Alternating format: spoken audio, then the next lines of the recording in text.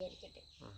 ബഹുമാനപ്പെട്ട വൈദികരെ, വിധികർത്താക്കളെ, അധ്യാപകരെ, മാതാപിതാക്കളെ, എൻ്റെ പ്രിയപ്പെട്ട കൂട്ടുകാരെ, ക്രിസ്തുയേശുവിൽ നിങ്ങൾക്ക് എൻ്റെ സ്നേഹമാണ്. എനിക്കിന്നിവിടെ നിങ്ങളുമായി ചിന്തിക്കാൻ ലഭിച്ചിരിക്കുന്ന വിഷയം നാം ദൈവമക്കൾ എന്നുള്ളതാണ്.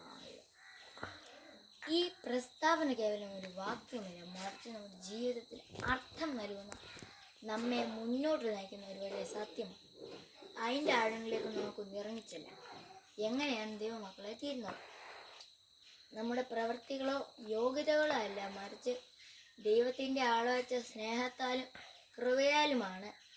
യോഹന്നാൻ 1:12 ഇങ്ങനെ പറയുന്നു: എന്നാൽ അവനെ കൈക്കൊണ്ടവർക്ക്, അവൻ്റെ നാമത്തിൽ വിശ്വസിക്കുന്നവർക്ക്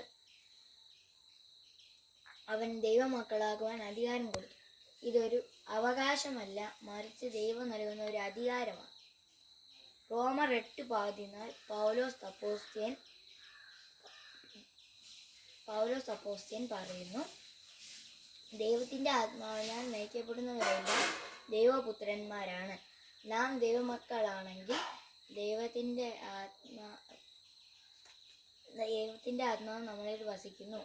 ഈ പരിശുദ്ധാത്മാവാണ് നമ്മെ അപ്പാ പിതാവേ എന്ന് പറഞ്ഞ് പ്രാർത്ഥിക്കാൻ സഹായിക്കുന്നത്.